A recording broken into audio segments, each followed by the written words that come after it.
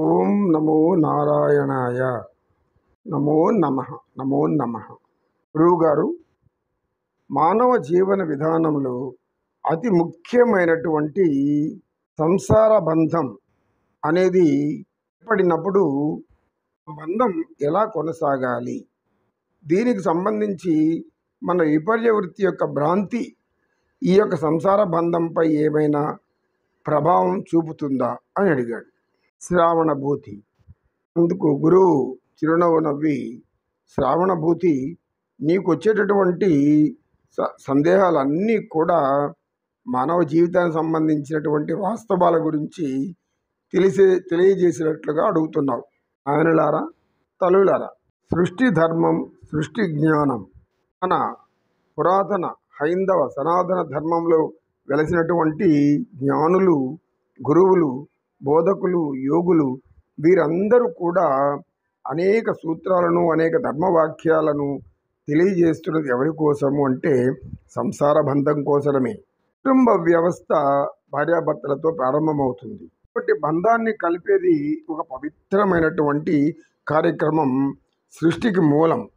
సృష్టిలో ఉన్న ప్రతి జంతువులు కూడా తమ సంతానాన్ని సృష్టికి అందించి తమ జీవన యాత్రను కొనసాగించి తరువాత కాలం తిరగనే వెళ్ళిపోతూ ఉంటాయి. మానవులు కూడా అంతే. అయితే మానవులలో జ్ఞానం ఉంది. జ్ఞానాన్ని గ్రహించేది బుద్ధి. కనుకనే మానవులు సంఘజీవులు. సంఘములో ధర్మబద్ధంగా కట్టుబాట్లు ఏర్పాటు చేసుకొని ఆ కట్టుబాట్లను అనుసరించి తమ తమ పరిధి దాటకుండా, ధర్మాన్ని విస్మరించకుండా జీవనయాత్ర సాగించాలి.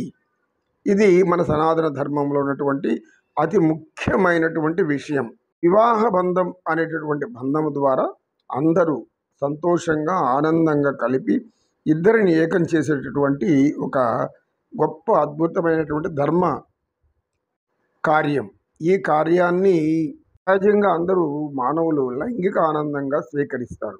లైంగికంగా కలవడం అనేది ఒక పవిత్ర కార్యంగా భావించాలి తప్పితే అదే జీవిత సుఖం అనుకొని జీవించకూడదు. ఇలాంటి ధర్మాన్ని ఆచరించడం వలననే మన హిందూ సాంప్రదాయానికి అత్యున్నతమైనటువంటి గౌరవ మర్యాదలు మిగిలి ఉన్నాయి. కుటుంబ గౌరవం అంటే ముఖ్యమైన బాధ్యత భార్యాభర్తలదే. వారు సఖ్యంగా ఉంటేనే తర్వాత పిల్లలు కూడా వారిని అనుసరిస్తారు. వారు కూడా ధర్మంగా ఆచరిస్తూ జీవన విధాన్ని కొనసాగించే అవకాశం ఉంటుంది. అయితే కొందరు లైంగిక ఆనందమే జీవన విధానం, ఇదే ఆనందం, దీనికంటే మించినటువంటి ఆనందము లేదు అని భ్రాంతిలో పడిపోతారు. ఎందువలన అంటే ఈ విపర్య వృత్తి వలన. అంటే జ్ఞానం మిథ్య. అది ఏం చేస్తుంది అంటే ఈ విపర్య వృత్తి మానవులలో ఉండి అందరిలో అనేక విధాలైనటువంటి విపరీత ధోరణులను కలగజేస్తుంది.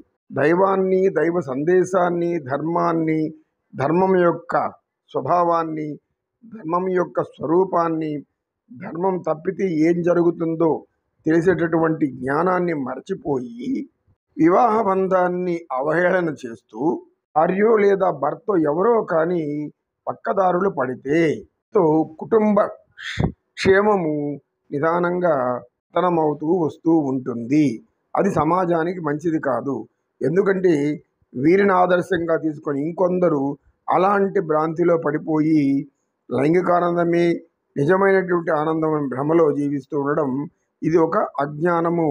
ఇది మానవుల పతనానికి, మానవుల దుఃఖానికి, మానవులలో మానసిక రోగాలకు, అశాంతికి, అనేక దుర్మార్గ కార్యక్రమాలకు శ్రీకారం చుట్టినట్టు అవుతుంది. పరులు కష్టపడి సంపాదించిన సొమ్మును ఆశిస్తే ఎటువంటి పాపము, అదేవిధంగా పరస్త్రీలను ఆశించడం కూడా మహాపరమ పాపము. అందుకోసం ప్రయత్నించే వారందరూ కూడా కర్మఫలాన్ని అనుభవించక తప్పదు అని ధర్మశాస్త్రాలు తెలియజేస్తూ ఉంటుంది. మన కర్మ సిద్ధాంతం కూడా అదే తెలియజేస్తూ ఉంటుంది.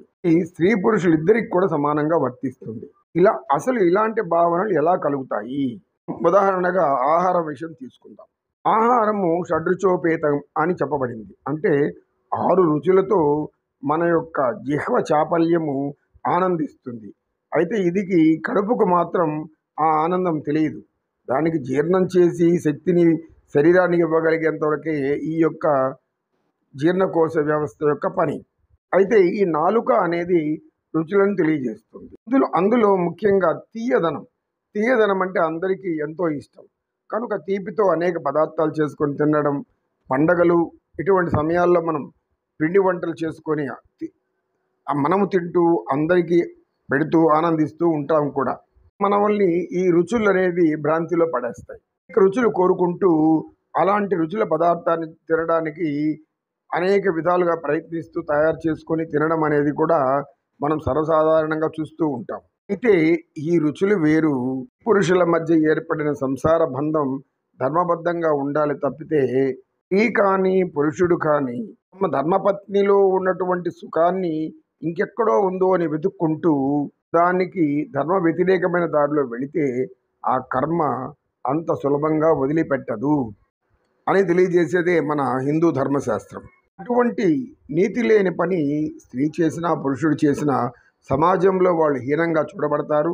దానికి తగిన కర్మఫలాలు కూడా అనుభవిస్తూ ఉంటారు. మనం చూస్తూనే ఉంటాం. కానీ ఈ విపరీత ధోరణులు రాను రాను కాలం యొక్క మార్పును బట్టి వారు మారిపోతూ కూడా ఉంటారు. దేశ భవిష్యత్తు, దేశ గౌరవం, దేశ మర్యాద, ఒక దేశానికి పేరు ప్రఖ్యాతులు రావడానికి మూల కారణం కుటుంబ వ్యవస్థే. కుటుంబ వ్యవస్థ దారి తప్పినప్పుడు సమాజంలో అరాచకాలు పెరిగిపోతూ ఉంటాయి. మానవులలో విపరీత ధోరణులు పెరిగి ఒకరు హింసించుకోవడం, చంపుకోవడం వరకు వెళ్ళిపోతూ ఉంటాయి. ఘటనలు కూడా అనేకం మనం చూస్తూనే ఉన్నాం, జరుగుతూనే ఉంటాయి. లైంగిక సుఖం అనేది వాస్తవానికి సత్యానికి దగ్గరగా వస్తే ఆహారంలో రుచులు వేరువేరుగా ఉన్నట్లు ఆ సుఖంలో లేదు. అది ఒక భ్రాంతి మాత్రమే, మాయ. ఆ మాయలో పడి కొట్టుమిట్టాడుతూ మానవులు దురాక్రమణకు లోనవుతూ మార్గ పనులు చేస్తూ ఆవి వరుసలు కూడా మరిచిపోయి యొక్క తేడాలను కూడా మరిచిపోయి పిల్ల మీద దౌర్జన్యం చేస్తూ ఉండడం అనేది ఒక భయంకరమైనటువంటి పాపము. పాపానికి శిక్ష భగవంతుడు చివరిలో ఎంత భయంకరంగా ఉంటుందో చెప్పలేని పరిస్థితి అని కర్మ సిద్ధాంతం తెలియజేస్తుంది. అందుకే కుటుంబ వ్యవస్థ భారతదేశంలో పటిష్టంగా ఉంది. అయితే కొందరో ఇలా దారి తప్పుతూ ఉంటారు. వలన కష్టాలు బాధలు ఎదుర్కొని చివరకు వారే నశించిపోవడం జరుగుతూ ఉంటుంది. నాయనలారా, మీరు ఇలాంటి ధర్మాన్ని మొట్టమొదట కుటుంబ వ్యవస్థ యొక్క ధర్మాన్ని అందరికీ సమాజంలో తెలియచేయాలి. మనసులో విపరీత ధోరణులు, విపరీతమైనటువంటి ఆలోచనలు, లైంగిక జీవన విధానమే శాశ్వతము అని భ్రమించి యవ్వనంలో విర్రవీగితే యవ్వనం అనేది శాశ్వతమా? అది ఒక భ్రాంతి. కొంతకాలానికి యవ్వనం పోతుంది. యవ్వనమే శాశ్వతమని ఆనందమని భ్రమించే వాళ్ళు వయసు మళ్ళాక ఇది ఒక పెద్ద భ్రాంతి అని మనసులో ఏర్పడుతుంది. ఇలాంటి సంఘటనలు గుర్తుకొచ్చి అది మనశ్శోభను పెడుతూ ఉంటుంది. మనం చేసిన మంచి పనులు, మంచి కార్యాలు, ధర్మ కార్యాలు, పుణ్యకార్యాలు అవేమి గుర్తుకురావు. ఎందుకంటే మనలో చైతన్యవంతమైన పురుషుడు ఉన్నాడు. ఆ పురుషుడే ఆత్మ. ఆత్మే దైవం యొక్క ప్రతినిధి. ఆ యొక్క ఆత్మ ఎప్పుడు కూడా పవిత్రంగాను పరిశుద్ధంగాను ఉండాలని కోరుకుంటుంది. ధర్మ విరుద్ధ కార్యక్రమాలు అజ్ఞానంతోనూ జ్ఞానంతోనూ చేస్తూ ఉంటే ఆత్మ పుణ్య కార్యక్రమాలను మాత్రం గుర్తు చెయ్యదు, పాపకర్మలనే గుర్తుకు తెప్పిస్తూ ఉంటే వలన అనుభవించే శిక్షలను భరిస్తూ ఆ శిక్షలను బాధపడుతూ భరించాల్సిందే తప్ప ఇక వేరే దారే ఉండదు. అందుకే వివేకానంద స్వామి చాలా స్పష్టంగా తెలియజేస్తారు, యువతీ యువకులారా, మీరు నీతి తప్పకండి, ధర్మం విడిచిపెట్టకండి. మన హిందూ ధర్మం చాలా ఉన్నతమైనది. ప్రపంచంలో ఏ దేశానికి లేనటువంటి ధర్మం, మహోన్నత హిమాలయ శిఖరం వంటి ఈ యొక్క జ్ఞానం, ధర్మం మన యొక్క వారసత్వము. కనుక ఇతర నాగరికతలతో ఏర్పడిపోయి అటువంటి దారి ఎంచుకోవద్దండి. మార్గంలో నడవండి. ఆ ధర్మమే మిమ్మల్ని రక్షిస్తుంది. క్షణిక సుఖాలకు, క్షణిక ఆనందాలను అవే శాశ్వతమని భ్రమపడద్దండి. యవ్వనం తప్పకుండా వెళ్ళిపోతుంది, మరలా వృద్ధాప్యం వస్తుంది. అప్పుడు దానికి సంబంధించినటువంటి కర్మలను, ఆ కర్మ ఫలాలను అనుభవించి తీరాల్సిందే, తప్పదు అని శ్రీ రామకృష్ణ పరమహంస గారు కూడా తెలియజేస్తారు. జ్ఞానులందరూ కూడా ఇదే తెలియజేస్తారు. దానికే వివేకానంద స్వామి అమితమైనటువంటి శ్రద్ధ తీసుకొని భారతదేశపు యువతీ యువకులకు ఆయన యొక్క సందేశాలు, వ్యాఖ్యానాలు మహా అద్భుత మంత్రాలుగా ఉంటాయి. వాటిని మనం చదివినా వినినా కూడా మనకు జ్ఞానం పెరుగుతుంది. చేయరాని తప్పులు మనం చేయకుండా నిరోధించి చిత్త వృత్తులను నిరోధించగలిగే శక్తి మనకు లభిస్తుంది. అందుకే వివేకానంద స్వామి అతి చిన్న వయసులోనే జితేంద్రుడయ్యాడు. ఆయన చిత్తాన్ని ఎటువంటి పరిస్థితులను పైకి లేవనీయకుండా పాదాల కింద తొక్కిపెట్టాడు. వలననే ఆయనకు అమిత జ్ఞానం లభించింది. అది కూడా ఆయన గురుదేవుడైన శ్రీరామకృష్ణ పరమహంస ద్వారా ఆ జ్ఞానాన్ని పొందాడు. దాన్ని తూచా తప్పకుండా ఆచరించాడు.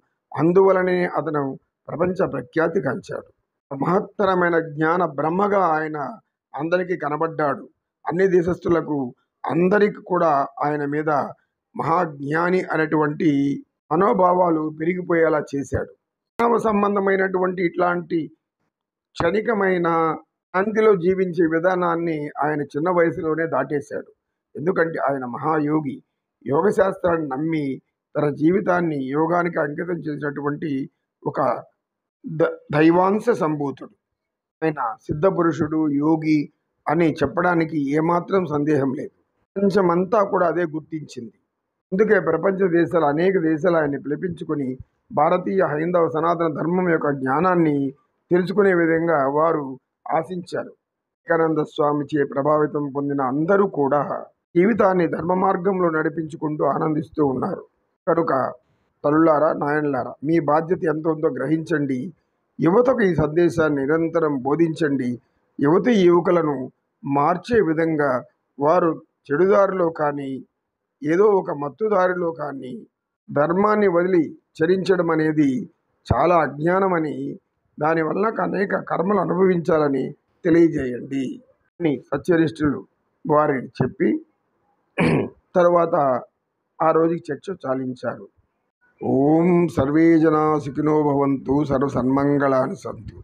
ఓం శాంతి శాంతి శాంతి. ఏతత్ సర్వం శ్రీకృష్ణార్పణమస్తు. ఓం తత్సత్.